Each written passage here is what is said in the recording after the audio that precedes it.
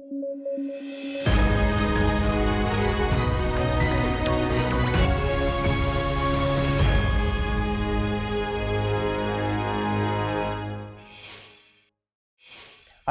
सदी में लोगों का मानना था कि मलेरिया दलदली इलाकों में खराब हवा में सांस लेने से होता है। खराब हवा यानी अंग्रेजी में मैल एयर, और यहीं से इस डिजीज का नाम पड़ा मलेरिया। लेकिन 1880 में वैज्ञानिकों ने पाया कि यह सच नहीं है। दरअसल मलेरिया परजीवियों द्वारा फैलता है।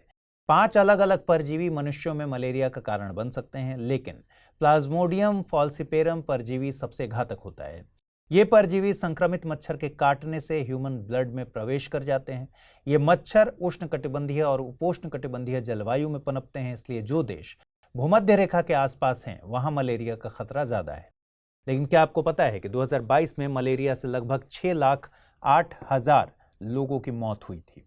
सिर्फ यही आंकड़ा चौंकाने वाला नहीं है। मलेरिया से होने वाली कुल मौतों में 96% मौतें सिर्फ एक ही कॉन्टिनेंट में हुई, और वो कॉन्टिनेंट है अफ्रीका। और इन सबसे डरावनी बात यह है कि 96% मौतों में से 80% मौतें 5 साल से कम उम्र के बच्चों की हुई थी। मलेरिया से अफ्रीकी बच्चों की एक पूरी पीढ़ी खतरे में है। कुल मिलाकर कहने का मतलब ये कि अफ्रीका में मलेरिया की समस्या बहुत गंभीर है। लेकिन कहावत है कि जहां जरूरत होती है वहीं आविष्कार होते हैं, जहां अंधेरा होता है वहीं रोशनी की खोज होती है। ऐसी ही एक रोशनी की खोज एक अफ्रीकी वैज्ञानिक ने की है। इनका नाम है अब्दुल्लाह डायबेट। ये बुर्किना फासो से बिलोंग करते हैं। ये कोई सामान्य व्यक्ति नहीं है। इनको विज्ञान और नवाचार प्रबंधन के लिए 2023 के फॉलिंग वॉल्स पुरस्कार से सम्मानित भी किया जा चुका है। ये भाई साहब एक ऐसी तकनीक पर काम कर रहे हैं जिससे पूरे अफ्रीका महाद्वीप से मलेरिया या मलेरिया पैदा करने वाले मच्छरों का सफाया हो सकता है। इस तकनीक का नाम है जीन ड्राइव तकनीक। अगर समस्या का समाधान करना है तो उसकी जड़ों में जाकर देखना चाहिए। अब्दुल्लाह डायबेट ने भी ऐसा ही किया है। आपको पता ही है कि मलेरिया आमतौर पर मादा एनाफिलीज मच्छरों के काटने से फैलता है, क्योंकि नर मच्छर काटते नहीं। तो सोचिए क्या होगा अगर मादा एनाफिलीज मच्छरों को एलिमिनेट कर दिया जाए, यानी हटा दिया जाए। इसी कॉन्सेप्ट पर अब्दुल्लाह डायबेट ने इनोवेटिव तकनीक विकसित की जो मलेरिया पैदा करने वाले मादा मच्छरों को उनके जीन में परिवर्तन करके मिटा सकती है। आसान भाषा में बात करें तो जीन ड्राइव तकनीक के तहत आनुवंशिक रूप से नर मच्छरों में फेरबदल किया जाएगा और फिर इनको पर्यावरण में छोड़ दिया जाएगा। इन नर मच्छरों के संपर्क में आने वाली मादा मच्छर कोई भी नई मादा संतान पैदा नहीं कर पाएगी।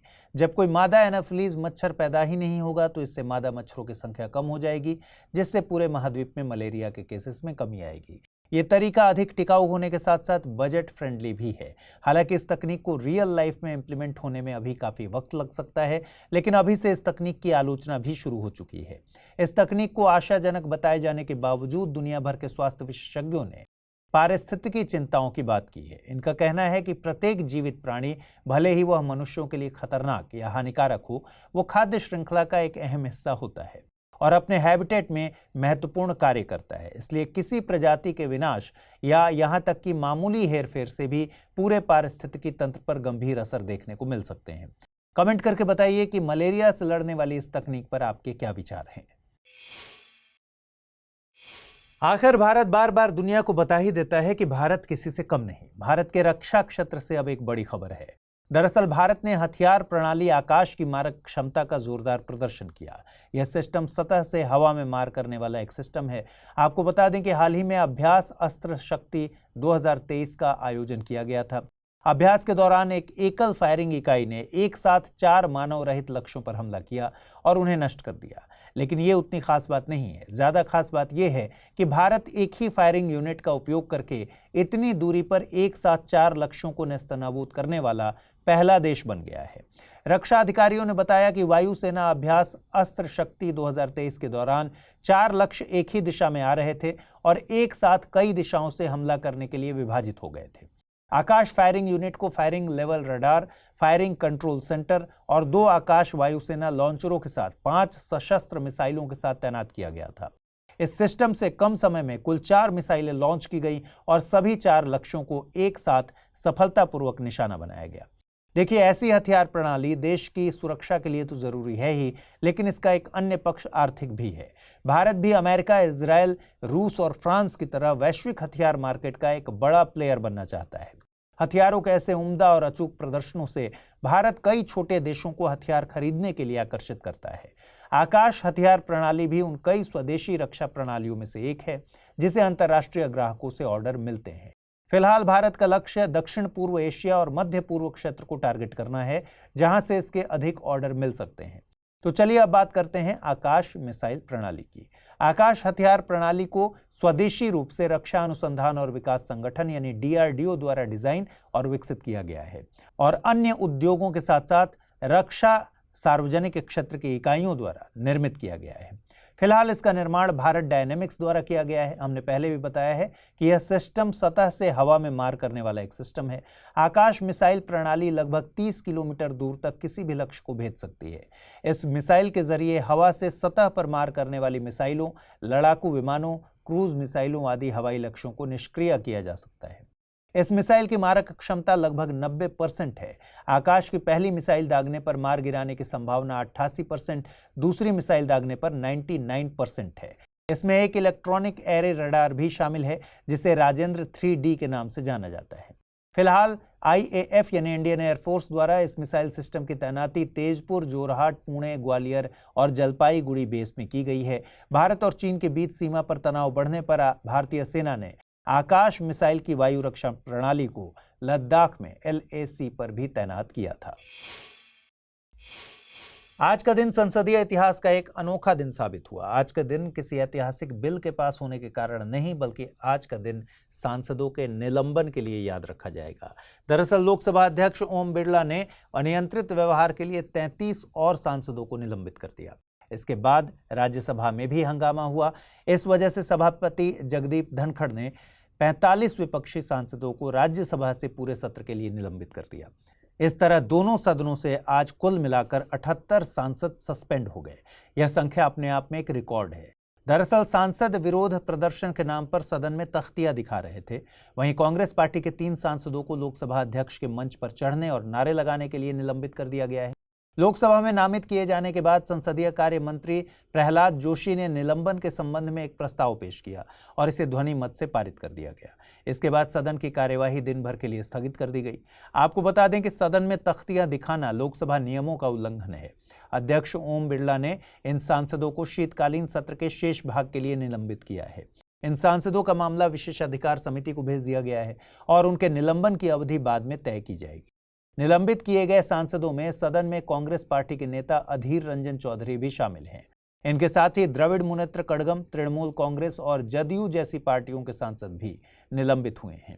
आपको याद होगा कि पिछले सप्ताह संसद में सुरक्षा उल्लंघन के बाद लोकसभा में विरोध प्रदर्शन कर रहे 13 विपक्षी सांसदों को निलंबित किया गया था। इस तरह देखा जाए तो इस शीतकालीन सत्र से अब तक कुल मिलाकर 92 सांसदों को सस्पेंड किया जा चुका है।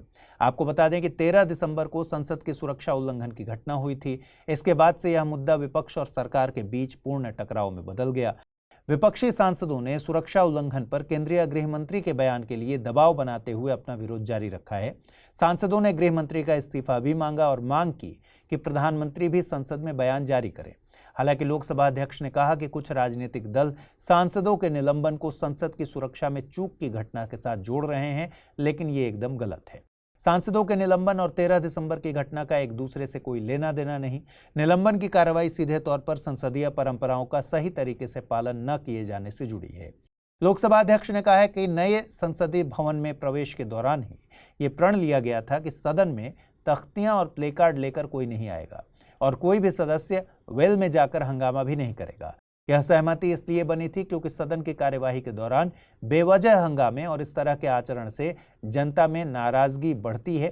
चूंकि कुछ सदस्यों ने संसदीय मर्यादा और शालीनता के मानदंडों का पालन नहीं किया, इसलिए सदन की गरिमा और प्रतिष्ठा सुनिश्चित करने के लिए निलंबन का कठोर फैसला लेना पड़ा।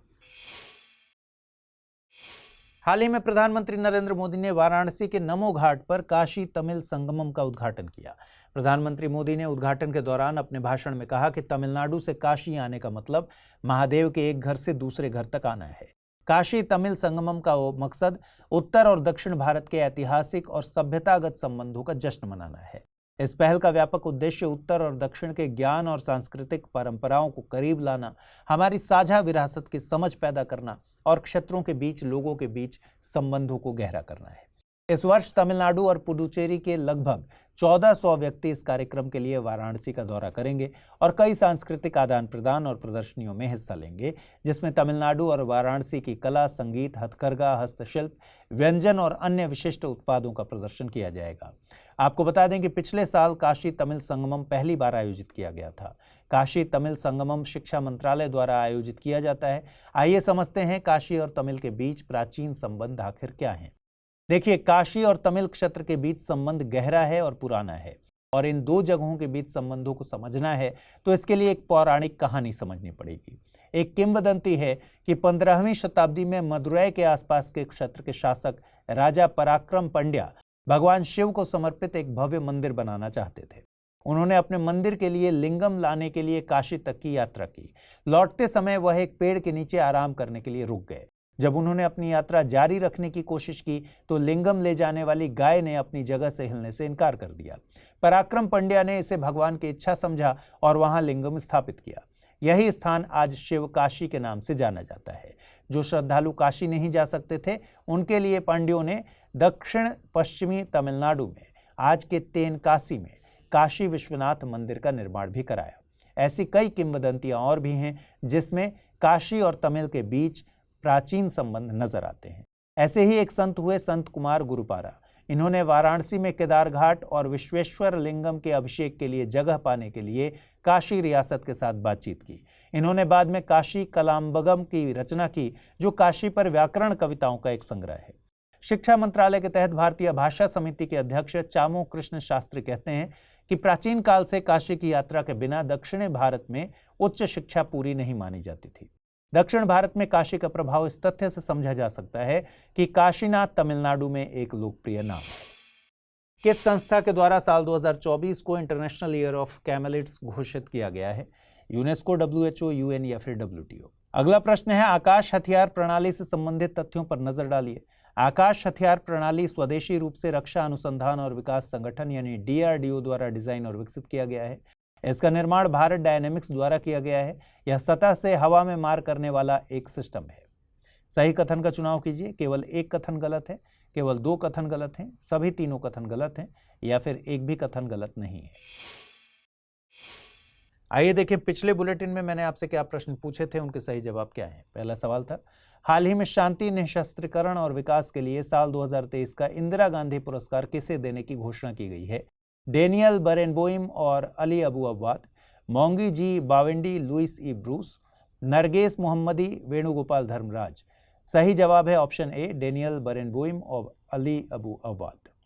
अगला प्रश्न मैंने पूछा था, चर्चा में रहे यूनिड्रॉइट यानी निजी कानून के एकीकरण के लिए अंतर्राष्ट्रीय संस्थान की स्थापना कब की गई थी? 1926, 1924, 1947 या फिर 1949? सही जवाब है ऑप्शन ए, 1926। हाल ही में खबर आई है कि केरल में कोविड-19 के मामले बढ़ गए हैं। मामले की गंभीरता को समझते हुए केंद्र सरकार तुरंत एक्टिव हो गई है। इसी के साथ केंद्रीय स्वास्थ्य मंत्रालय ने सभी राज्यों और केंद्र शासित प्रदेशों को पत्र लिखकर कहा है कि इन्फ्लुएंजा जैसी बीमारियों के मामलों की निगरानी करें, पर्याप्त परीक्षण करें और सभी सकारात्मक नमूनों को संपूर्ण जीनोम सीक्वेंसिंग के लिए भेजें। स्वास्थ्य मंत्रालय ने कहा कि केरल में नियमित निगरानी के दौरान नए वेरिएंट JN1 के कम से कम एक मामले का पता चलने के बाद ये कदम उठाए गए हैं। मंत्रालय के अनुसार सिंगापुर से तमिलनाडु के तिरुचिरापल्ली में आए एक यात्री के नमूने में ये वेरिएंट पाया गया। खबर ये भी आ रही है कि गोवा के सैंपल में भी JN1 वेरिएंट के अन्य 15 मामले पाए गए हैं। आपको बता दें कि पिछले कुछ दिनों में सिंगापुर में 56,000 से अधिक कोविड-19 के मामले दर्ज किए गए। नया सब वेरिएंट JN1 चीन भी पहुंच चुका है। आइए समझते हैं JN1 वेरिएंट क्या है। दरअसल JN1 BA.2.86 वेरिएंट का एक सब वेरिएंट है। आपको बता दें BA.2.86 को आमतौर पर पिरोला कहा जाता है और यह बिल्कुल भी नया नहीं है। इस वेरिएंट का पहला मामला सितंबर में संयुक्त राज्य अमेरिका में पाया गया था और वैश्विक स्तर पर पहला मामला इस साल जनवरी की शुरुआत में पाया गया था। JN1 सब वेरिएंट में पिरोला की तुलना में स्पाइक प्रोटीन पर केवल एक अतिरिक्त म्यूटेशन होता है। यह पहले से ही शोधकर्ताओं की निगरानी सूची में है क्योंकि वैज्ञानिकों के अनुसार पिरोला में स्पाइक प्रोटीन पर 30 से अधिक म्यूटेशन होते हैं। SARS-CoV-2 के स्पाइक प्रोटीन पर म्यूटेशन इसलिए मायने रखता है क्योंकि वे मानव कोशिका पर रिसेप्टर्स से जुड़ते हैं और वायरस को उसमें प्रवेश करने की अनुमति देते हैं। अब सवाल यह है कि क्या इससे मनुष्यों में अधिक गंभीर लक्षण पैदा हो सकते हैं। फिलहाल इस बात का कोई सबूत नहीं है कि JN1 सब वेरिएंट बदतर लक्षण पैदा कर सकता है या पहले से ही प्रचलन में मौजूद वेरिएंट की तुलना में तेजी से फैल सकता है। हालांकि शुरुआत में चिंताएं थीं कि म्यूटेशन की उच्च संख्या का मतलब ये हो सकता है कि पिरोला अधिक आसानी से प्रतिरक्षा प्रतिक्रिया से बच जाएगा और तेजी से फैल जाएगा। हालांकि ऐसा हुआ नहीं। असल में WHO तकनीकी सलाहकार समूह द्वारा किए गए एक आकलन से पता चला है कि पिरोला और JN1 दोनों उन मनुष्यों को नुकसान नहीं पहुंचा पाए जिन्हें पहले संक्रमण हुआ था और वैक्सीन भी लगाई गई थी। तो फिर वर्तमान चिंताओं का कारण क्या है? देखिए, विश्व स्तर पर पिरोला और इसके करीबी रिश्तेदार JN1 के कारण होने वाले मामलों की संख्या में निश्चित रूप से वृद्धि हुई है। अमेरिका, कुछ यूरोपीय देशों, सिंगापुर और चीन में भी मामलों का पता चला है। WHO के एक बयान में कहा गया है कि वैश्विक database global initiative on sharing all influenza data पर अपलोड किए गए SARS-CoV-2 सीक्वेंसिंग में पिरोला और उसके सब वेरिएंट्स की हिस्सेदारी 17% है।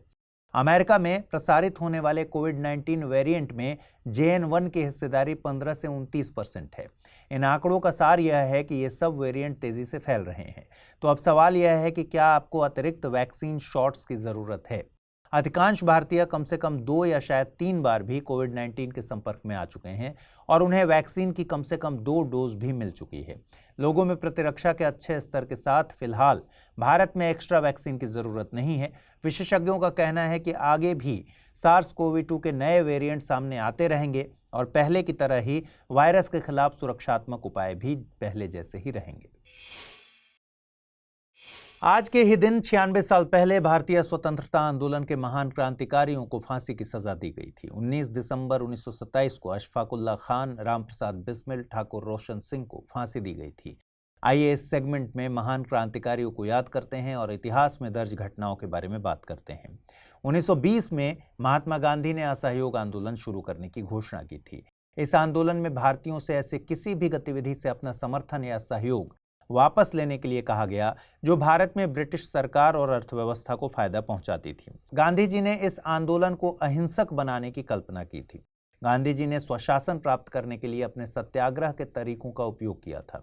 हालांकि 1922 में एक घटना ने आंदोलन की दिशा को बदल दिया। वर्तमान उत्तर प्रदेश के चौरी चौरा शहर में पुलिस गोलीबारी में 3 प्रदर्शनकारियों की मौत हो गई थी। बाद में भीड़ ने पुलिस स्टेशन में आग लगा दी जिससे 22 पुलिसकर्मी जलकर मर गए। अपनी आत्मकथा में पंडित जवाहरलाल नेहरू ने कहा कि इस घटना के कारण असहयोग आंदोलन अचानक समाप्त हो गया। असहयोग आंदोलन के अचानक समाप्त हो जाने के बाद भारतीय स्वतंत्रता आंदोलन में एक वैक्यूम क्रिएट हो गया। फिर कुछ युवाओं के द्वारा एक समूह बनाया गया जो गांधी जी की रणनीति से सहमत नहीं थे। यही समूह था हिंदुस्तान रिपब्लिकन एसोसिएशन यानी HRA। रामप्रसाद बिस्मिल और अशफाक उल्लाह खान दोनों समूह के संस्थापकों में से थे। इनके साथ ही सचिंद्र नाथ सान्याल और जोगेश चंद्र चटर्जी भी शामिल थे। बाद में चंद्रशेखर आजाद और भगत सिंह जैसी शख्सियतें भी HRA में शामिल हो गईं। 1 जनवरी 1925 को इस समूह ने अपना घोषणा पत्र जारी किया। घोषणा पत्र में कहा गया कि राजनीति के क्षेत्र में क्रांतिकारी दल का तात्कालिक उद्देश्य एक संगठित और सशस्त्र क्रांति के द्वारा संघीय गणराज्य की स्थापना करना है। अगस्त 1925 में काकोरी में ट्रेन डकैती HRA की पहली बड़ी कार्रवाई थी। 8 डाउन ट्रेन शाहजहांपुर और लखनऊ के बीच चलती थी। क्रांतिकारियों ने इस ट्रेन से जा रहे ब्रिटिश खजाने को लूटने की योजना बनाई। इनका मानना था कि ये वैसे भी वैध रूप से भारतीयों का ही पैसा है। उनका मकसद HRA को वित्त पोषित करना और अपने काम और मिशन के लिए जनता का ध्यान आकर्षित करना था। 9 अगस्त 1925 को जब ट्रेन लखनऊ से लगभग 15 किलोमीटर दूर काकोरी स्टेशन से गुजर रही थी, HRA के सदस्य राजेंद्र नाथ लाहिड़ी जो पहले से ही अंदर बैठे थे ने चेन खींची और ट्रेन को रोक दिया। इसके बाद रामप्रसाद बिस्मिल और अशफाक उल्लाह खान सहित लगभग 10 क्रांतिकारी ट्रेन में घुसे और गार्ड को अपने कब्जे में ले लिया। उन्होंने राजकोष के बैग जिनमें लगभग 4600 रुपए थे लूट लिए और लखनऊ भाग गए। डकैती के दौरान एक यात्री अहमद अली नामक एक वकील की मौत हो गई। घटना से ब्रिटिश अधिकारी क्रोधित हो गए। उन्होंने हिंसक कार्रवाई की और जल्द ही HRA के कई सदस्यों को गिरफ्तार किया। रामप्रसाद बिस्मिल को अक्टूबर में गिरफ्तार किया गया। अशफाक उल्लाह खान नेपाल और फिर डाल्टनगंज भाग गए। अंग्रेजों द्वारा गिरफ्तार किए गए 40 लोगों में से 4 को मौत की सजा दी गई जबकि अन्य को लंबी जेल की सजा दी गई। लेकिन इस समय HRA के एकमात्र प्रमुख नेता जो गिरफ्तारी से बच निकले थे वे थे चंद्रशेखर आजाद। उस समय और आज भी ये सवाल मन में आता है कि काकोरी कांड पर अंग्रेजों की इतनी तीखी प्रतिक्रिया क्यों हुई थी, खासतौर पर मौत की सजा देना।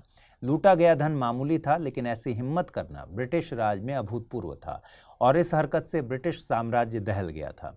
दरअसल इस कार्यवाही से अंग्रेज भारतीय क्रांतिकारियों को एक कड़ा संदेश देना चाहते थे, इसलिए फांसी देने की सजा भविष्य के क्रांतिकारियों के लिए एक उदाहरण स्थापित करने और लोगों के मन में ब्रिटिश अधिकार और डर को बैठाने के लिए थी। आप आए दिन लाल सागर से गुजरने वाले जहाजों पर मिसाइल और ड्रोन हमलों की खबरें पढ़ते होंगे। इस साल नवंबर से हूतियों ने लाल सागर में विदेशी देशों के स्वामित्व वाले जहाजों को निशाना बनाया है। करीब 3 हफ्ते पहले हूती विद्रोहियों ने एक मालवाहक जहाज गैलेक्सी लीडर पर कब्जा कर लिया था, जो भारत की ओर जा रहा था। इसके बाद हूतियों ने हाल ही में दक्षिणी लाल सागर में 2 और कमर्शियल शिपिंग जहाजों पर हमला किया।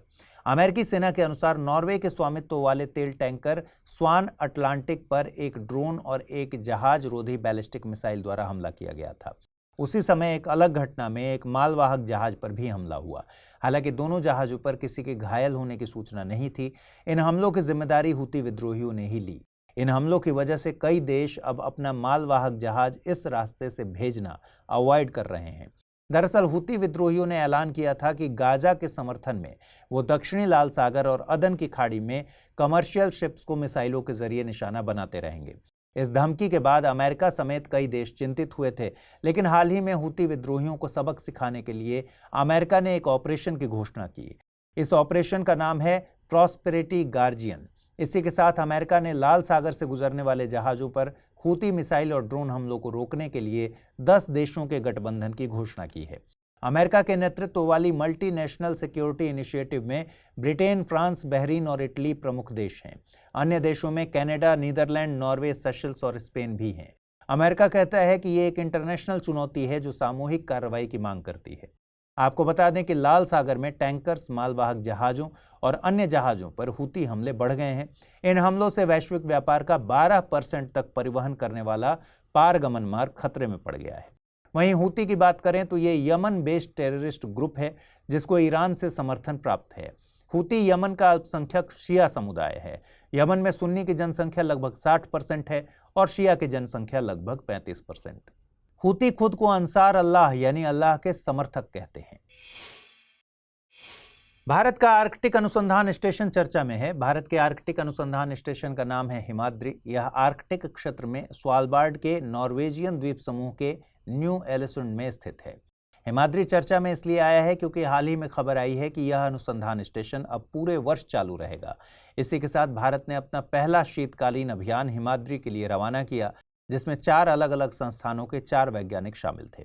आपको बता दें कि कम से कम 10 देशों ने उत्तरी ध्रुव से लगभग 1200 किलोमीटर दूर 78 डिग्री उत्तरी अक्षांश के पास एक छोटे से शहर न्यू एलिसुंड में स्थायी अंतर्राष्ट्रीय आर्कटिक अनुसंधान सुविधाएं स्थापित की हैं। यहां स्थित स्वालबार्ड द्वीप समूह उत्तरी ध्रुव के सबसे पास इंसानों के रहने की जगह है।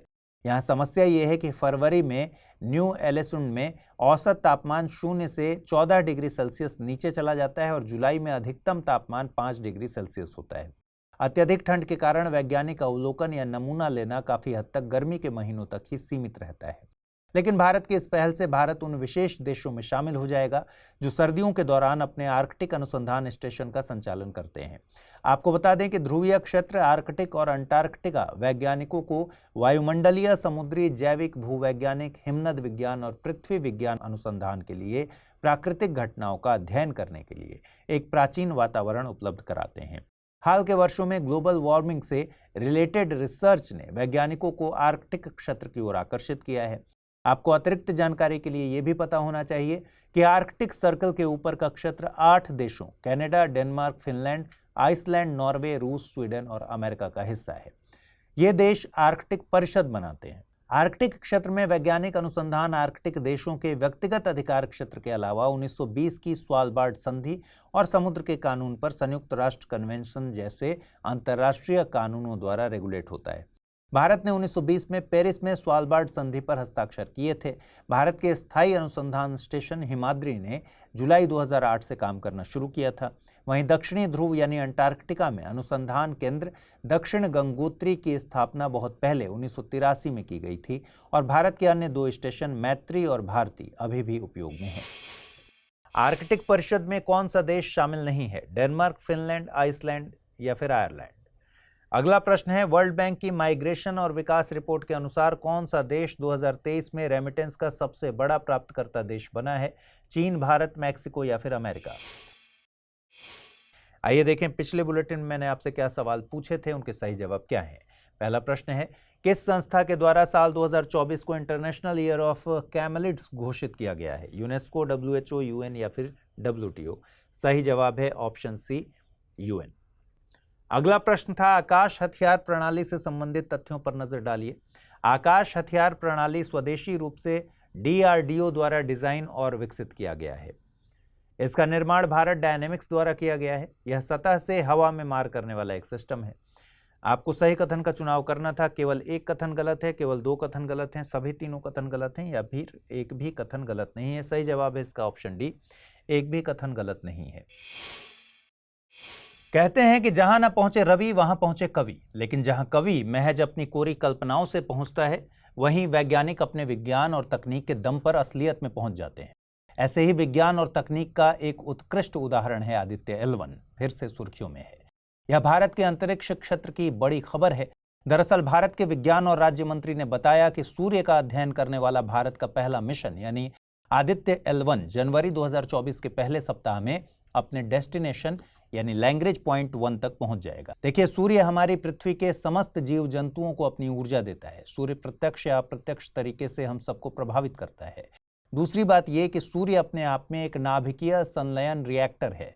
इसमें लगातार हाइड्रोजन हीलियम में बदलते रहती है और भारी मात्रा में ऊर्जा, प्लाज्मा समेत अन्य सौर पदार्थ सभी दिशा में निकलते रहते हैं।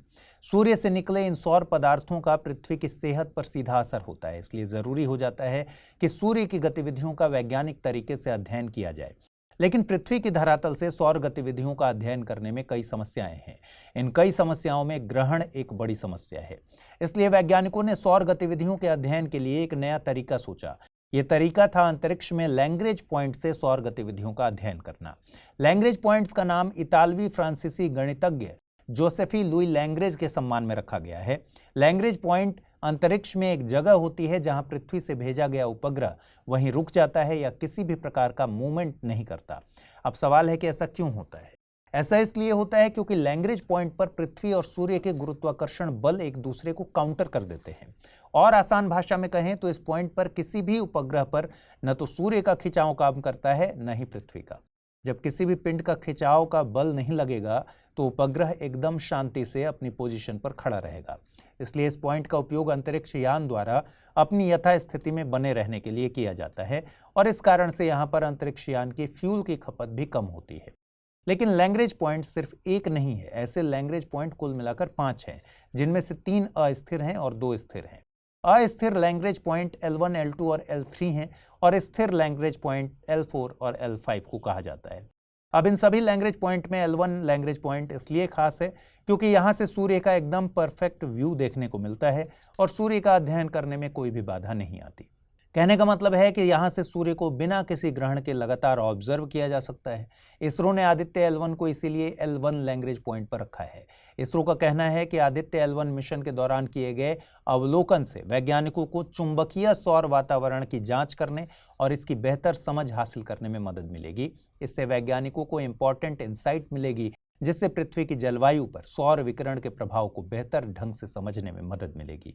इसके साथ ही आपको बता दें कि आदित्य L1 मिशन ने हाल ही में सूर्य की पहली फुल फोटोज खींची थी।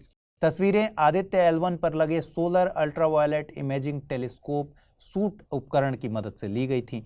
सूट में विभिन्न फिल्टर हैं जिनका उपयोग यह सूर्य के प्रकाश मंडल और क्रोमोस्फेयर के एक विशिष्ट तरंगदैर्ध्य सीमा में कैप्चर करने के लिए करता है। आदित्य L1 द्वारा अब तक ली गई तस्वीरों में सन स्पॉट भी दिखाया गया है। ये सन स्पॉट सूर्य के प्रकाश मंडल और क्रोमोस्फेयर के रहस्यों को समझने के लिए एक इंपॉर्टेंट जगह होती है।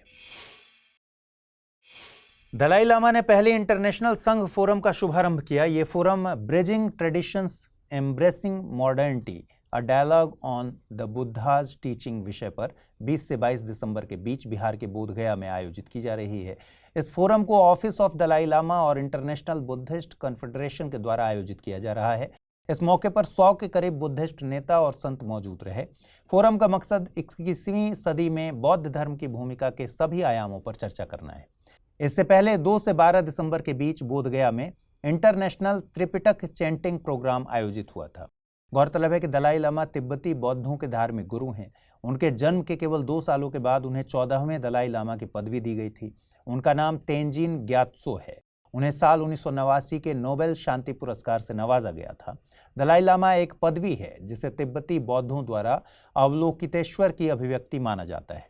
अवलोकितेश्वर करुणा के बोधिसत्व हैं। दलाई लामा को तिब्बत के संरक्षक संत की उपाधि भी दी गई है।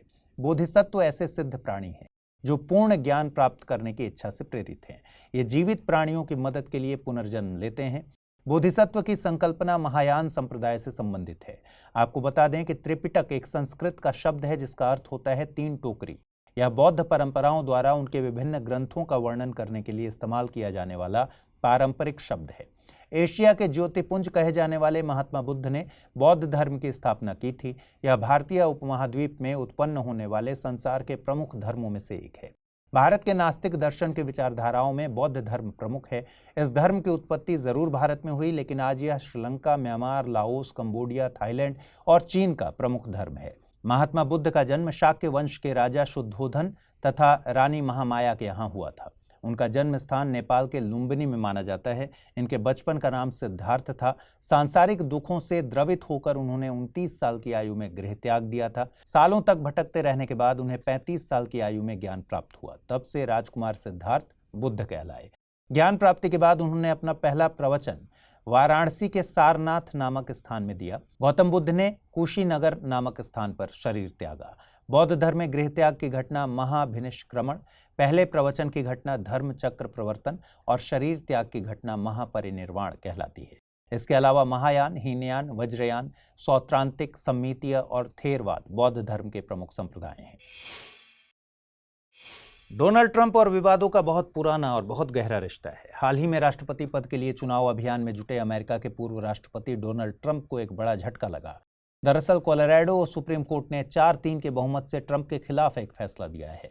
कोलोराडो प्रांत की सर्वोच्च अदालत ने यूएस कैपिटल हिंसा मामले में ट्रंप को राष्ट्रपति पद के लिए अयोग्य करार दिया। अदालत ने ट्रंप को राष्ट्रपति पद के लिए राज्य के प्राथमिक मतदान से हटा दिया है। अदालत ने अपने आदेश में कहा है कि ट्रंप अगले साल अमेरिका में होने वाले चुनाव में भाग नहीं ले सकते। इस फैसले से ट्रंप के लिए अमेरिकी राष्ट्रपति चुनाव लड़ना मुश्किल हो सकता है। हालांकि पूरी उम्मीद है कि ट्रंप इस फैसले के खिलाफ अमेरिका के सुप्रीम कोर्ट का रुख करेंगे। आपको बता दें कि ट्रंप रिपब्लिकन पार्टी की तरफ से व्हाइट हाउस की दौड़ के लिए प्रमुख दावेदार हैं। ऐसा अमेरिका के इतिहास में पहली बार हुआ है कि 14वें संशोधन की धारा 3 का इस्तेमाल राष्ट्रपति पद के उम्मीदवार को अयोग्य ठहराने के लिए किया गया हो।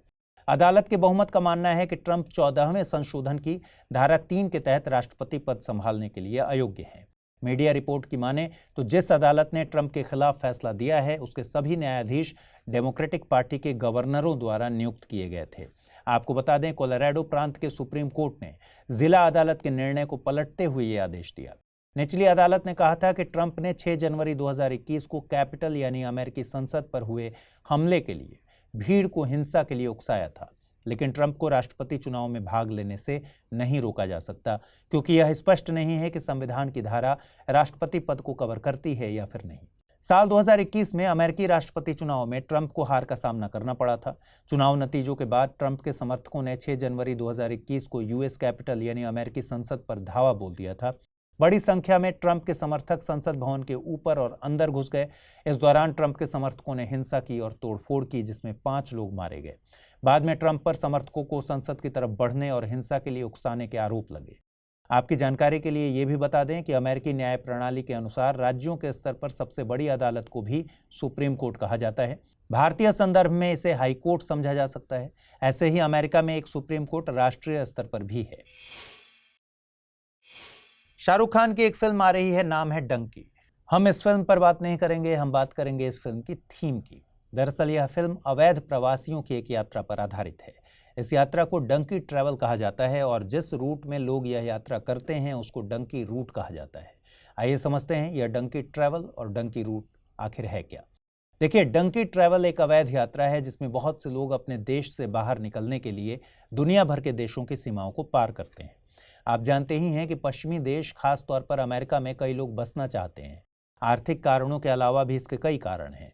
इन देशों में बेहतर आमदनी होती है, लिविंग स्टैंडर्ड काफ़ी अच्छा है और लोगों को कई तरह की सुविधाएं मिलती हैं जो सामान्यतः लोगों को अपने देश में नहीं मिल पाती।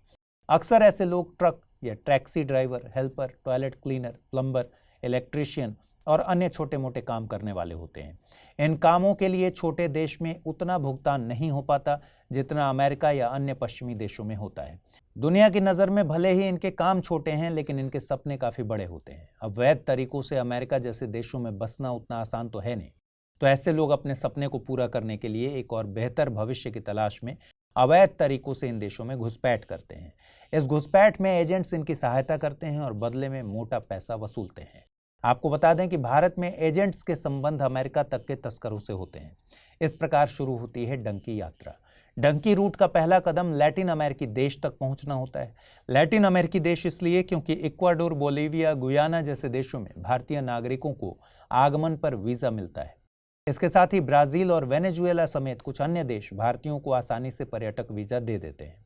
एक इमिग्रेंट का रास्ता इस बात पर भी निर्भर करता है कि उसके एजेंट के किन देशों में मानव तस्करी नेटवर्क से लिंक है। इस प्रकार लैटिन अमेरिकी देशों तक पहुंचना कठिन नहीं है, हालांकि इसमें महीनों लग सकते हैं। कुछ एजेंट दुबई से मैक्सिको के लिए सीधे वीजा की व्यवस्था करते हैं। हालांकि स्थानीय अधिकारियों द्वारा गिरफ्तारी के लिहाज से सीधे मैक्सिको में उतरना अधिक खतरनाक माना जाता है। इसलिए अधिकांश एजेंट अपने ग्राहकों को लैटिन अमेरिकी देश में ले जाते हैं और फिर उन्हें कोलंबिया ले जाते हैं। जो देश अमेरिकी सीमा के जितना करीब होता है, भारत से वीजा प्राप्त करना उतना ही मुश्किल होता है।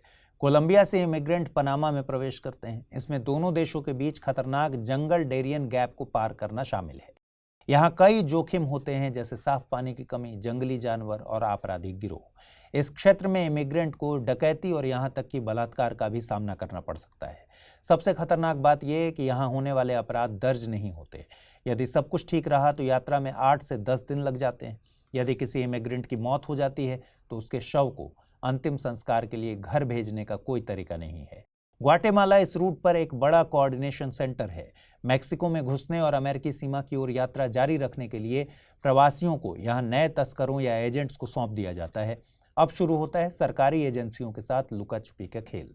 एजेंट्स प्रवासियों को लोकल सरकारी एजेंसी से बचते बचाते बॉर्डर पार करवाते हैं। इस रूट में जंगल से बचना संभव है, लेकिन जोखिम से नहीं।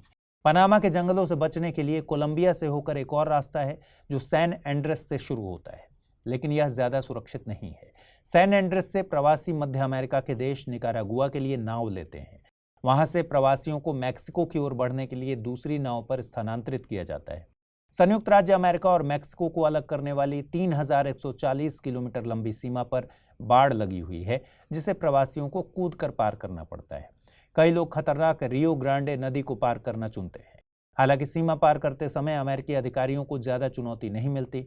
पार करने के बाद प्रवासियों को हिरासत में लिया जाता है और फिर शिविरों में रखा जाता है। अब उनका भाग्य इस बात पर निर्भर करता है कि अमेरिकी अधिकारी उन्हें शरण के लिए उपयुक्त पाते हैं या फिर नहीं।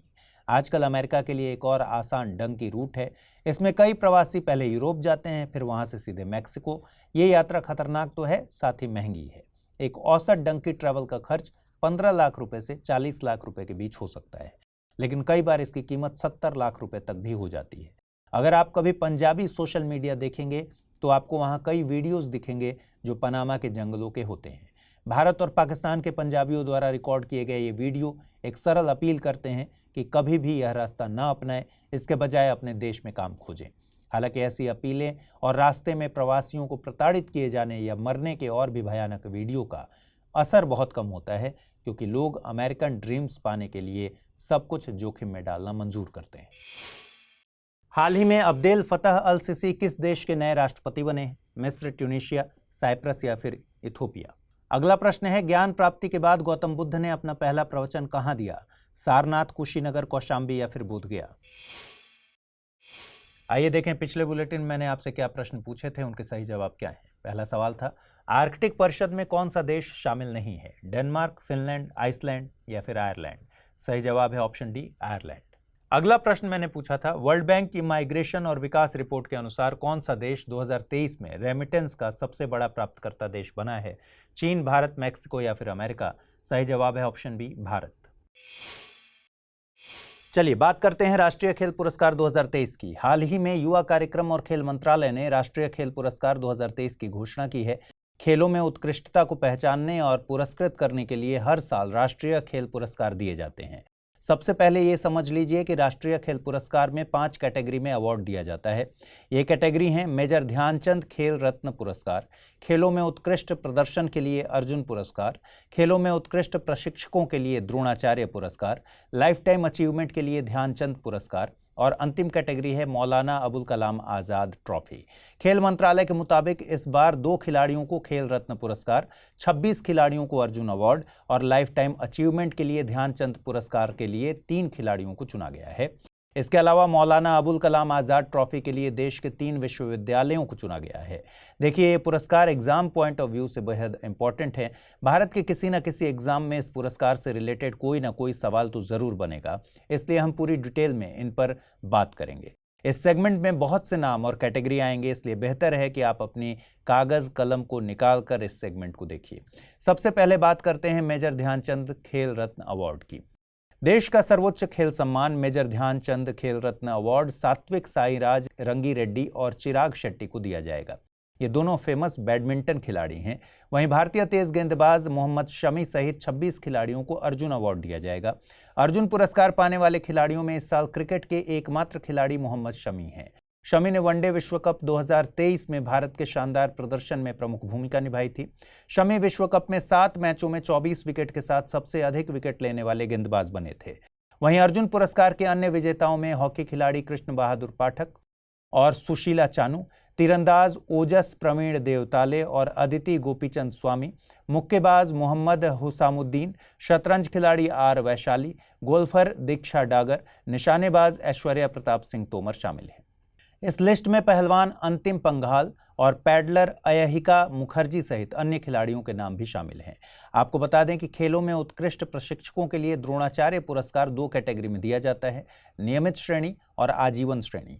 नियमित श्रेणी में श्री ललित कुमार को कुश्ती के लिए, श्री आर बी रमेश को शतरंज के लिए, श्री महावीर प्रसाद सैनी को पैरा एथलेटिक्स के लिए, श्री शिवेंद्र सिंह को हॉकी के लिए और श्री गणेश प्रभाकर देवरुखकर को मलखंब के लिए द्रोणाचार्य पुरस्कार दिया जाएगा। वहीं आजीवन श्रेणी में श्री जसकीरत सिंह ग्रेवाल को गोल्फ के लिए, श्री भास्करन ई को कबड्डी के लिए और श्री जयंत कुमार पुशिलाल को टेबल टेनिस के लिए द्रोणाचार्य पुरस्कार मिलेगा। अब बात करते हैं लाइफ टाइम अचीवमेंट के लिए ध्यानचंद पुरस्कार की। सुश्री मंजूषा कंवर को बैडमिंटन के लिए, श्री विनीत कुमार शर्मा को हॉकी के लिए और सुश्री कविता सेल्वराज को कबड्डी के लिए लाइफ टाइम अचीवमेंट के लिए ध्यानचंद पुरस्कार दिया जाएगा। आपको बता दें, अंतर विश्वविद्यालय टूर्नामेंट में समग्र रूप से शीर्ष प्रदर्शन करने वाले विश्वविद्यालय को मौलाना अबुल कलाम आज़ाद ट्रॉफी दी जाती है। इस प्रकार समग्र रूप से शीर्ष प्रदर्शन के लिए गुरु नानक देव विश्वविद्यालय अमृतसर को मौलाना अबुल कलाम आज़ाद ट्रॉफी 2023 दी जाएगी। ये सभी पुरस्कार भारत के राष्ट्रपति 9 जनवरी 2024 को खिलाड़ियों को प्रदान करेंगे। हाल ही में गृह मंत्रालय ने केंद्रीय औद्योगिक सुरक्षा बल यानी CISF को संसद भवन की सुरक्षा का जिम्मा सौंप दिया है। गृह मंत्रालय ने CISF को दिल्ली पुलिस से संसद भवन की सुरक्षा का प्रभार लेने को कहा है। आपको बता दें कि 13 दिसंबर को संसद की सुरक्षा में एक बड़ी चूक हुई थी, जिसके कारण ऐसा फैसला लिया गया। आइए जानते हैं CISF के बारे में। सबसे पहले ये समझिए कि CISF की स्थापना कैसे हुई। दरअसल जून 1964 में रांची के हेवी इंजीनियरिंग कॉरपोरेशन प्लांट में विनाशकारी आग लग गई थी। इसके बाद मुखर्जी आयोग की नियुक्ति हुई, जिसने एक समर्पित औद्योगिक सुरक्षा बल की स्थापना की सिफारिश की। इस प्रकार CISF की स्थापना 10 मार्च 1969 को संसद के एक अधिनियम के द्वारा की गई। जैसा कि नाम से पता चलता है, CISF को औद्योगिक उपक्रमों की बेहतर सुरक्षा के लिए बनाया गया था। इसे पहली बार 1 नवंबर 1969 को महाराष्ट्र के ट्रॉम्बे में भारतीय उर्वरक निगम के विनिर्माण संयंत्र में शामिल किया गया था। शुरुआत में इसका दायरा सरकारी स्वामित्व वाले उद्योगों की सुरक्षा तक सीमित था, लेकिन 2009 में संयुक्त उद्यमों और निजी उपक्रमों में भी इनको शामिल करने के लिए CISF का विस्तार किया गया। साथ में यह निजी क्षेत्र को परामर्श सेवाएं भी प्रदान करता है। CISF गृह मंत्रालय के तहत काम करने वाले 7 केंद्रीय सशस्त्र पुलिस बलों में से एक है। अन्य 6 केंद्रीय सशस्त्र पुलिस बल हैं: सीमा सुरक्षा बल, भारत तिब्बत सीमा पुलिस, सशस्त्र सीमा बल, असम राइफल्स, राष्ट्रीय सुरक्षा गार्ड और केंद्रीय रिजर्व पुलिस बल। आपको बता दें कि सीआईएसएफ एक समर्पित फायर विंग भी है। 53 अग्निकर्मियों की क्षमता वाली पहली फायर विंग इकाई को 16 अप्रैल 1970 को कोचीन में शामिल किया गया था। इसके बाद एक अलग अग्निशमन सेवा कैडर 1991 में स्थापित किया गया, जो आज भारत की सबसे बड़ी, सबसे अच्छी प्रशिक्षित और सुसज्जित अग्निशमन इकाई बल है। यह समर्पित अग्निशमन विंग वाला एकमात्र केंद्रीय सशस्त्र पुलिस बल भी है।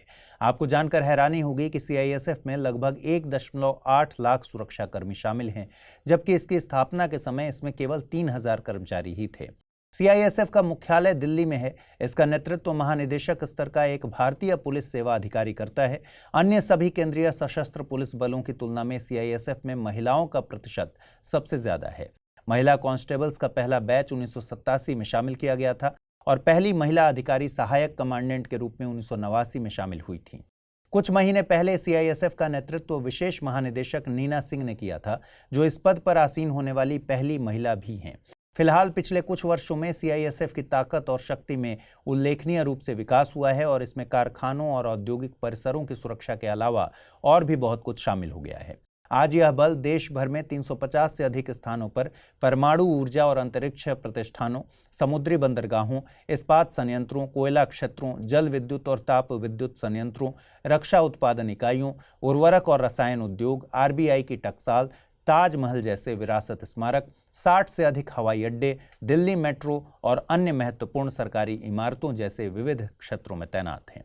हाल के वर्षों में सीआईएसएफ भी वीआईपी को सुरक्षा कवर प्रदान करने में शामिल हो गई है। ऐसा केंद्रीय रिजर्व पुलिस बल, भारत तिब्बत सीमा पुलिस बल और राष्ट्रीय सुरक्षा गार्ड पर बोझ से राहत देने के लिए किया गया था।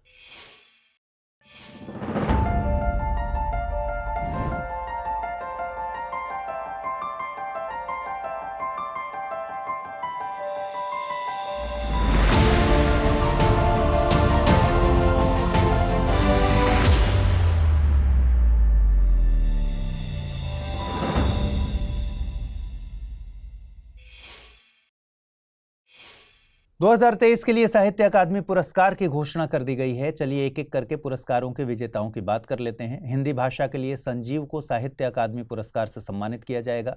संजीव को यह पुरस्कार उनके उपन्यास मुझे पहचानो के लिए दिया जाएगा। मराठी भाषा में कृष्णात खोत को उपन्यास रिंगाण के लिए पुरस्कार मिलेगा। संस्कृत में शून्य मेघ गानम के लिए अरुण रंजन मिश्र को यह सम्मानित पुरस्कार मिलेगा। अंग्रेजी भाषा के लिए नीलम शरण गौर को उनके उपन्यास रेक्यूम इन रागा जानकी के लिए मिलेगा। वहीं उर्दू भाषा के लिए सादिका नवाब सहर को उपन्यास राजदेव की अमराई के लिए पुरस्कार के लिए चुना गया है। उर्दू भाषा में दूसरी बार किसी महिला को यह पुरस्कार दिया जा रहा है। इससे पहले के.एन. हैदर को पतझड़ की आवाज के लिए 1967 में पुरस्कृत किया गया था। साहित्य अकादमी ने बताया है कि इस साल 9 कविता संग्रह, 6 उपन्यास, 5 कहानी संग्रह, 3 निबंध और 1 आलोचना की पुस्तक को पुरस्कार के लिए चुना गया। आपको बता दें, साहित्य अकादमी पुरस्कार विजेता को ताम्रपत्र, शॉल और 1 लाख की धनराशि पुरस्कार के तौर पर मिलती है। साहित्य अकादमी पुरस्कार के विजेता अगले साल 12 मार्च को सम्मानित होंगे। साहित्य अकादमी पुरस्कार भारत में एक उच्च साहित्यिक सम्मान है। साहित्य अकादमी प्रतिवर्ष भारत की मान्यता प्राप्त प्रमुख भाषाओं में से हर एक में प्रकाशित सर्वोत्कृष्ट साहित्यिक कृति को पुरस्कार प्रदान करती है। भारतीय संविधान की 8वीं अनुसूची में शामिल 22 भारतीय भाषाओं के अलावा ये राजस्थानी और अंग्रेजी भाषा यानी कुल 24 भाषाओं में पुरस्कार प्रदान करती है। पहली बार ये पुरस्कार सन 1955 में दिए गए थे। हाल ही में आइसलैंड में ज्वालामुखी फटने की घटना ने दुनिया का ध्यान आइसलैंड की तरफ खींचा है। इस ज्वालामुखी का नाम फागराडल स्याल है। यह ज्वालामुखी दक्षिण पश्चिमी आइसलैंड के रेगजेंस प्रायद्वीप पर स्थित है। आपको बता दें कि पिछले कई हफ्तों से इस क्षेत्र में तीव्र भूकंप के झटके आ रहे थे। इसके बाद यह विशाल ज्वालामुखी फट गया। हालांकि अधिकारियों ने भूकंपीय गतिविधि के कारण विस्फोट की आशंका जताई थी। स्थानीय प्रशासन ने ज्वालामुखी के लावा से खतरे में पड़े मछली पकड़ने वाले शहर ग्रिंडाविक से पिछले महीने लगभग 4000 लोगों को निकाला था। हैरानी की बात है कि विस्फोट के पहले 2 घंटों में ज्वालामुखी से प्रति सेकंड सैकड़ों घन मीटर लावा बह गया था। आइसलैंडिक मौसम विज्ञान कार्यालय के अनुसार आइसलैंड में ज्वालामुखी से लावा का प्रवाह अब धीमा हो रहा है। हालांकि किसी भी समय नए ज्वालामुखी क्षेत्र खुल सकते हैं। खास बात यह है कि ऐसा पिछले 2 वर्षों में तीसरी बार हुआ है जब फैग्राडेल सियाल ज्वालामुखी फटा है। यह ज्वालामुखी पिछले 6000 वर्षों से अधिक समय से निष्क्रिय था, लेकिन यह मार्च 2021 में अचानक सक्रिय हो गया। यहाँ ध्यान रखने वाली बात है कि आइसलैंड इस दुनिया के सबसे अधिक ज्वालामुखी सक्रिय क्षेत्रों में से एक है। आइसलैंड में हर 4 से 5 साल में एक विस्फोट होता है। हालांकि 2021 के बाद से आवृत्ति प्रतिवर्ष लगभग 1 विस्फोट तक बढ़ गई है। अब सवाल है कि आइसलैंड ज्वालामुखी रूप से इतना सक्रिय क्यों है। इससे पहले ये जानिए कि ज्वालामुखी क्या होते हैं। अमेरिकी भूवैज्ञानिक सर्वेक्षण के अनुसार ज्वालामुखी वे छिद्र हैं जहां से लावा, टेफ्रा यानी छोटी चट्टानें और भाप पृथ्वी की सतह से निकलते हैं। ज्वालामुखी जमीन पर और समुद्र में भी हो सकते हैं। अब बात करते हैं आइसलैंड ज्वालामुखीय रूप से इतना सक्रिय क्यों है। इसके 2 कारण हैं। पहला, आइसलैंड उत्तरी अटलांटिक महासागर में मध्य अटलांटिक रिज पर स्थित है, जहां यूरेशियन और उत्तरी अमेरिकी प्लेटें हर साल कुछ सेंटीमीटर अलग हो रही हैं। आपको बता दें, मध्य अटलांटिक रिज दुनिया की सबसे लंबी पर्वत श्रृंखला है। मध्य अटलांटिक रिज ज्वालामुखीय दरार क्षेत्रों का निर्माण करता है और यहां से पिघली हुई चट्टान या मैग्मा ऊपर पृथ्वी की धरातल पर आते हैं। दूसरा कारण है आइसलैंड का एक हॉटस्पॉट पर स्थित होना। इन दोनों कारणों से आइसलैंड क्षेत्र में ज्वालामुखी की गतिविधियां बढ़ जाती हैं। आइसलैंड के ज्वालामुखीय रूप से सक्रिय होने के कारणों पर विचार कीजिए। आइसलैंड उत्तरी अटलांटिक महासागर में मध्य अटलांटिक रिज पर स्थित है। आइसलैंड का एक हॉटस्पॉट पर स्थित होना आइसलैंड रिंग ऑफ फायर क्षेत्र में आता है। उपरोक्त कारणों के आधार पर सही विकल्प का चयन कीजिए। कारण 1 और 2 सही हैं, कारण 1 और 3 सही हैं, कारण 3 सही है या फिर कारण 1 और 2 गलत हैं। अगला प्रश्न है, हाल ही में चर्चा में आया वाल्मीकि टाइगर रिजर्व भारत के किस राज्य में स्थित है? मध्य प्रदेश, महाराष्ट्र, बिहार या फिर कर्नाटक? आइए देखें पिछले बुलेटिन में मैंने आपसे क्या सवाल पूछे थे, उनके सही जवाब क्या हैं। पहला प्रश्न था, हाल ही में अब्देल फतह अल सिसी किस देश के नए राष्ट्रपति बने हैं? मिस्र, ट्यूनीशिया, साइप्रस या फिर इथोपिया? सही जवाब है ऑप्शन ए मिस्र। अगला प्रश्न था, ज्ञान प्राप्ति के बाद गौतम बुद्ध ने अपना पहला प्रवचन कहां दिया था? सारनाथ, कुशीनगर, कौशाम्बी या फिर बोधगया? सही जवाब है ऑप्शन ए सारनाथ। एक पुरानी कहावत है, अकबर बांधी ना बंधु ना रेवाड़ी जाऊं, कोट तलाकर नीकसूं साबी नाव कहाऊं। इसका मतलब है कि अकबर के बांधने से भी नहीं बंधूंगी और न ही रेवाड़ी जाऊंगी। मैं कोट कासिम के पास से निकलती हूं और साबी नाम से जानी जाती हूं। कहा जाता है कि अपने समय में मुगल बादशाह अकबर ने एक नदी को बांधकर रेवाड़ी शहर ले जाने का प्रयास किया था, जिसमें वो नाकामयाब रहा था। इसीलिए ये कहावत प्रचलित हो गई। दरअसल यहाँ हम बात कर रहे हैं साबी नदी की। इसे आज साहिबी नदी के नाम से जाना जाता है। पिछले कई सालों से साहिबी नदी को पुनर्जीवित करने की चर्चा गर्म है। तो चलिए अब साहिबी नदी के बारे में बात करते हैं। साहिबी नदी का उद्गम स्थल राजस्थान के नीम का थाना जिले में सेवर पहाड़ियों के पूर्वी ढलान से है और इसमें आसपास के गांवों से होकर बहने वाली कई छोटी नदियों का पानी मिलता है। आसपास के समुदाय गवाही देते हैं कि साबी के रूप में जानी जाने वाली यह नदी अपने अच्छे दिनों यानी 1978 से कुछ समय पहले तक पूरे साल पानी से लबालब रहती थी। यह सूखती थी तो केवल गर्मियों के महीनों में। अपने मार्ग को बदलने की प्रवृत्ति की वजह से फेमस साहिबी सामान्यतः 3 मीटर और बाढ़ के दौरान इससे अधिक गहरी हो जाती थी और इसकी चौड़ाई 400 मीटर से लगभग 3 किलोमीटर के बीच थी। मानसून के दौरान यह ऊंचे भूभाग पर बसे गांवों को टापू बना देती थी। कोटकासिम जैसे कुछ गांवों में बाढ़ रोकने के लिए चारों तरफ तटबंध भी बनाए गए थे। इस नदी के कारण आसपास के क्षेत्र में अच्छी किसानी होती थी। पहले नदी के आसपास के गांवों में भूमिगत जल 3 मीटर की गहराई पर उपलब्ध था। जल की इस प्रचुरता ने क्षेत्र को कृषि संपन्न बना दिया था। नदी के पास मिट्टी की उच्च नमी से विशेष लाभ हुआ करता था और सिंचाई की आवश्यकता नहीं पड़ती थी। पानी की प्रचुरता ने वनस्पतियों को बढ़ाने में भी योगदान दिया था। 1978 के बाद से साहिबी नदी बदहाल होने लगी। इसमें आखिरी बार प्रवाह 1990 के दशक के मध्य में दर्ज किया गया। अब साहिबी से सटे इलाकों में भूजल स्तर 30 मीटर से लेकर 67 मीटर तक गिर गया है और कुछ स्थानों में इसका स्तर बेड रॉक यानी आधारशिला के करीब पहुंच गया है। स्थानीय समुदाय नदी की दुर्दशा के लिए अरावली में खनन, वनस्पति को नुकसान, वर्षा में गिरावट के साथ चेक डैम और सड़कों के निर्माण से मौसमी धाराओं की रुकावट को संयुक्त रूप से जिम्मेदार मानते हैं। आज की तारीख में इस नदी का हाल और भी बदतर हो गया है। आज इस नदी को नजफगढ़ नाले के रूप में जाना जाता है।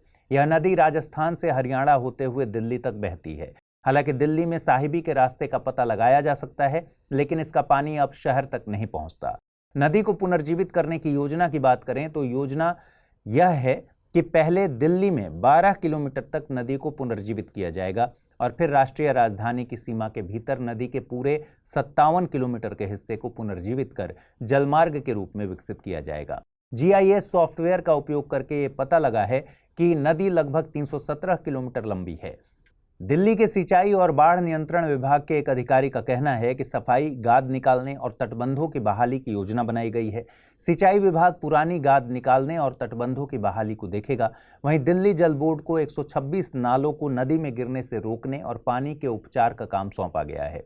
पर्यटन विभाग नदी पर यात्री और मालवाहक नौकाओं के संचालन की जिम्मेदारी निभाएगा। लेकिन दिल्ली में नदी को पुनर्जीवित करने की योजना तभी सफल हो सकती है जब राजस्थान और हरियाणा जैसे राज्य भी इस दिशा में सकारात्मक पहल करें। अंतर्राष्ट्रीय खबरों की बात करें तो हाल ही में खबर आई कि अफ्रीका के देश अंगोला ने ओपेक की सदस्यता छोड़ने का निर्णय लिया है। यह निर्णय एक कैबिनेट बैठक में लिया गया और राष्ट्रपति जोआओ लोरेंका द्वारा अनुमोदित किया गया। दरअसल अंगोला के ओपेक समूह से कुछ मतभेद हो गए थे। मतभेद हुए थे अपने तेल उत्पादन के टारगेट को लेकर। अंगोला लगभग एक दशक से अपने गिरते तेल उत्पादन को सुधारने के लिए संघर्ष कर रहा है और अंगोला चाहता है कि वह ज्यादा से ज्यादा तेल उत्पादन करे। लेकिन सऊदी अरब के नेतृत्व वाला यह समूह तेल की कीमतें बढ़ाना चाहता है और इसके लिए अपने सदस्य देशों से तेल उत्पादन को कम करने का आग्रह करता है। इस तेल उत्पादक समूह ने पिछले महीने अंगोला से अपने तेल उत्पादन लक्ष्य को कम करने को कहा था। आपको पता ही है कि मांग और कीमतों में सीधा संबंध होता है। अगर उत्पादन कम होगा तो सप्लाई भी कम होगी और सप्लाई कम होगी तो जरूरी चीजों की कीमतें बढ़ जाएंगी। माना जा रहा है अंगोला के ओपेक को छोड़ने के कदम से ओपेक को एक झटका लग सकता है। आपको बता दें कि अंगोला अफ्रीका का दूसरा सबसे बड़ा तेल उत्पादक देश है और अंगोला 2007 में ओपेक में शामिल हुआ था। ओपेक की बात करें तो ओपेक पेट्रोलियम निर्यातक देशों के संगठन का संक्षिप्त नाम है।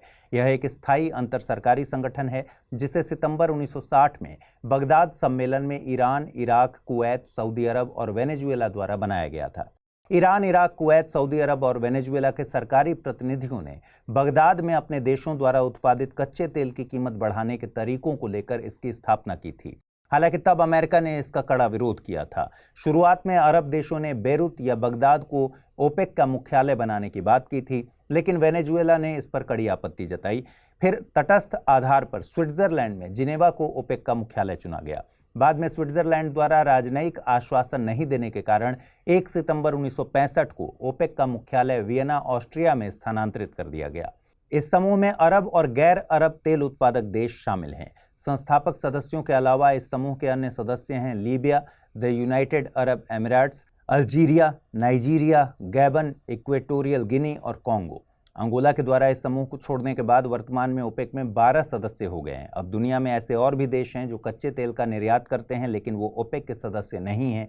इन देशों को ओपेक प्लस देश कहा जाता है। ओपेक प्लस देशों में Azerbaijan, Bahrain, Brunei, Kazakhstan, Malaysia, Mexico, Oman, रूस, दक्षिण सूडान और सूडान शामिल हैं।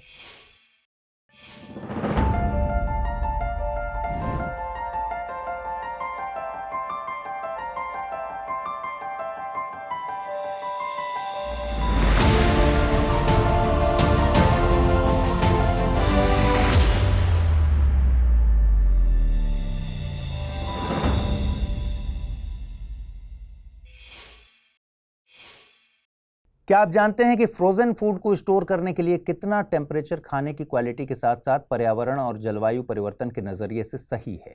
क्या आपको ये भी पता है कि फ्रोजन फूड को जिस टेम्परेचर में स्टोर किया जाता है उसमें थोड़ा बदलाव भी दुनिया की जलवायु परिवर्तन की समस्या को हल कर सकता है?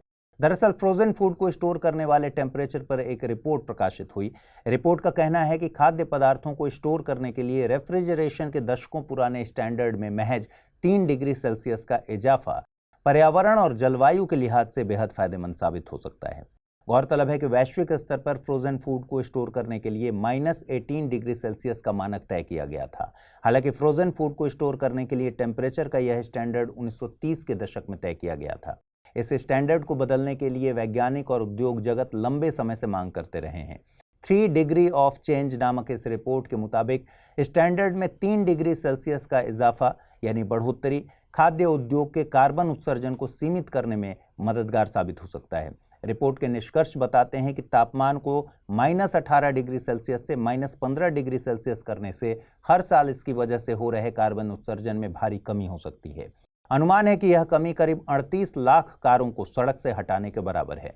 रिपोर्ट के मुताबिक इससे हर वर्ष करीब 25 टेरावाट घंटे ऊर्जा की बचत होगी, जो कि केन्या की कुल ऊर्जा खपत की दोगुनी और यूके की कुल वार्षिक ऊर्जा खपत के करीब 8.63% के बराबर है।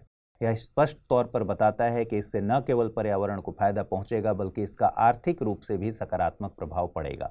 विशेषज्ञों का कहना है कि 3 डिग्री सेल्सियस का यह प्रस्तावित बदलाव खाद्य सुरक्षा या उसकी गुणवत्ता से समझौता नहीं करेगा।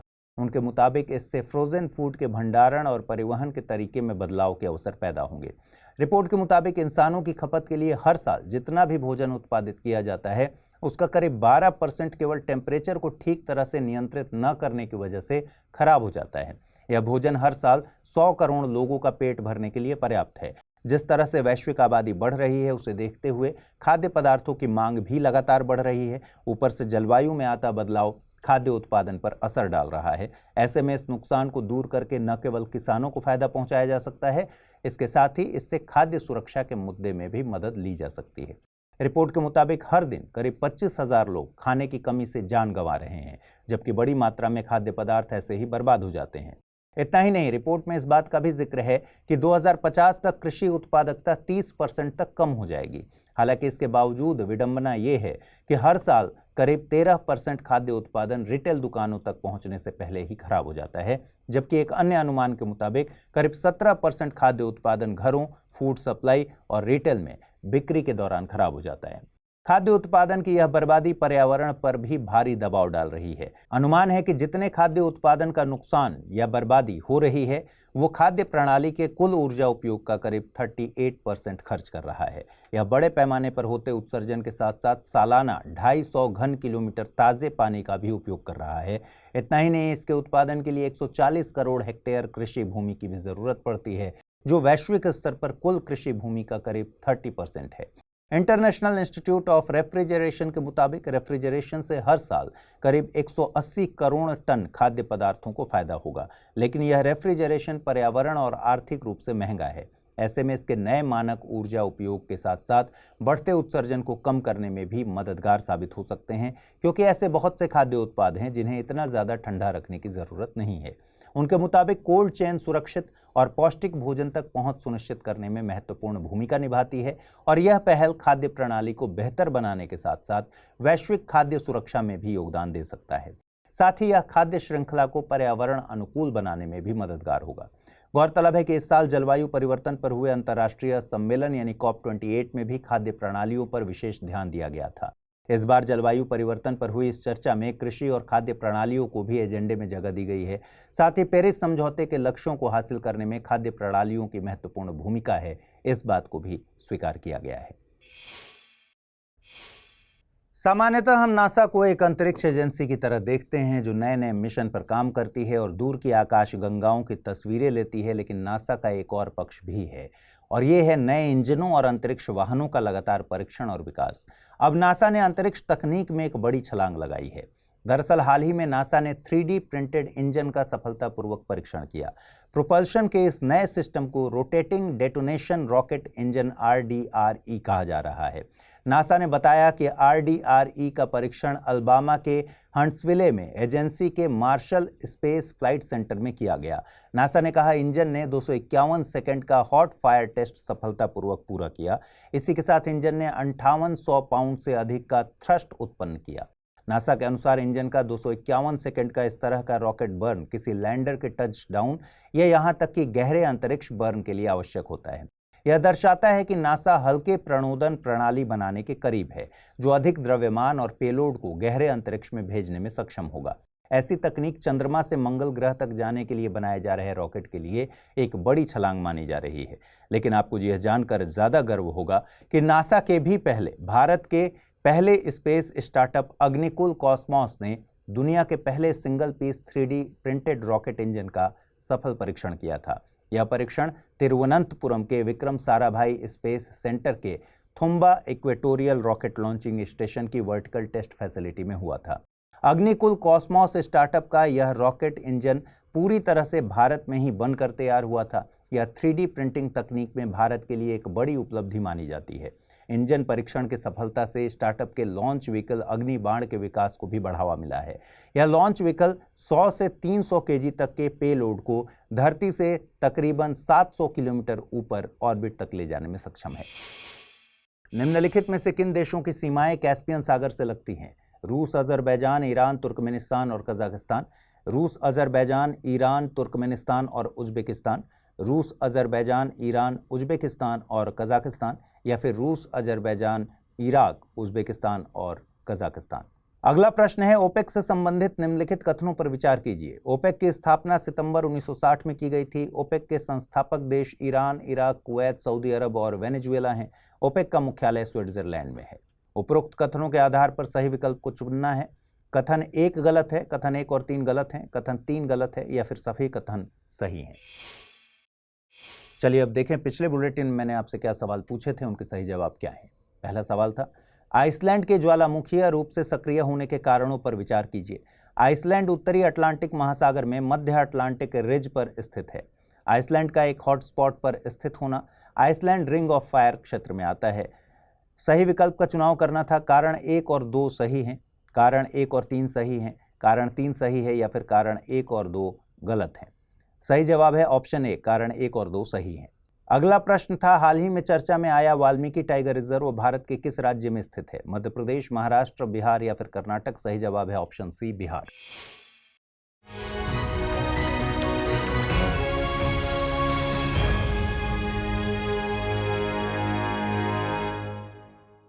हिंदी में यूपीएससी की तैयारी से संबंधित प्रोग्राम्स को देखने के लिए सब्सक्राइब करें स्टडी IQ IAS हिंदी।